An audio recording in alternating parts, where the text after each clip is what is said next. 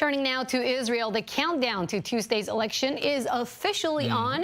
This is the second time Israelis are heading to the polls after April's election failed to result in a clear winner. And from the looks of all the polls coming out, it seems like this is going to be another race that's going to come very much down to the wire. For more, we are joined by I-24 News diplomatic correspondent Mike Wagenheim joining us here in studio. Mike, it's great to see you. All right, so here we are. We're just actually a few days away from 2.0. The redo election here, and Prime Minister Netanyahu really seems to be pulling out all the stops here. He's making the rounds. He's going to be going to Russia. He went to southern Israel to talk about annexing large portions of the West Bank. Is this working for him? Nothing has really worked for the Prime Minister this week. It's been a bad week for him politically. He'll have a small stretch of bad time politically, but rarely has he had this period of time this close to an election that nothing has really gone right. He had the big Iranian revelation that he came out with on Monday about they're lying and they're cheating about their nuclear ambitions. Just after that, John Bolton is fired,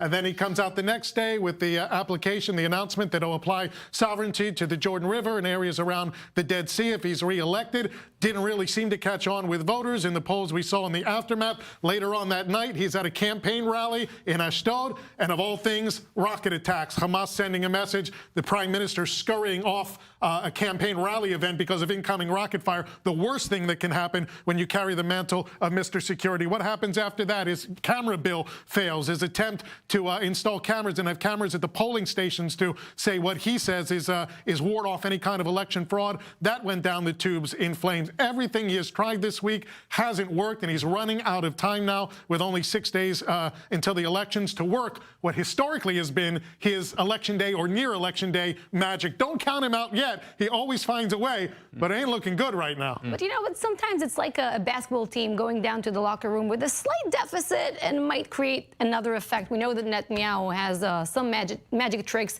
you know, up his sleeve until the very, very last moment. Tell me, who of his opponents is somehow managing maybe to take advantage of the situation that you're describing? A very bad week for Netanyahu. Well, unlike Benjamin Netanyahu, it doesn't seem like any of his political opponents has that magical killer instinct. You know, people can put out campaign ads and they can put some flash out there. Benny Gantz, his main rival, the leader of the opposition Blue and White Party, does not have, despite being a former IDF chief of staff, he's very refined, very dignified. He does not have that killer instinct quite yet. We haven't seen him really take advantage. You know, when Benny Gantz was caught with Iran tapping his phone, Netanyahu answered, if he can't protect his own phone, how can he protect you from Iran? The immediate answer should be, if Netanyahu can't hold a campaign rally without having to run off stage, how can he protect the rest of the country? We haven't seen that yet from Blue and White. So nobody has really taken advantage of Netanyahu's weakness so far. They have 6 days to try to figure out how to get it done. We're getting some insight in terms of what could come after the election. Interesting development that we're now seeing from the different party heads. Some of them also talked to I-24 News this past week. Is that unlike in the April vote here, this time they're very clear about where they will stand post-election during that coalition talks period. Let's watch.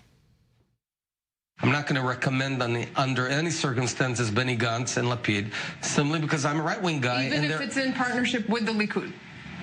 Even in partnership with the Likud, I won't support a situation where Benny Gantz and Lapid become prime ministers, or with their rotation or whatever they're up to. We will recommend Bibi. We claim that the best coalition should consist of Blue and White and Likud. Normally, we don't see this kind of talk about what the strategy will be after the election. Everybody's just trying to gather the most votes for their party going into the election. But because of April's attrition and the deadlock and the failure to form a government, now the Israeli public realizes it's not about the party you necessarily vote for. It's about the coalition and putting together the bloc. And that's why we're seeing all this talk now about not election day itself, but post-election day and what the aftermath of the elections is going to look like. Maybe going to look like. All right, Mike Wagenheim, thank you.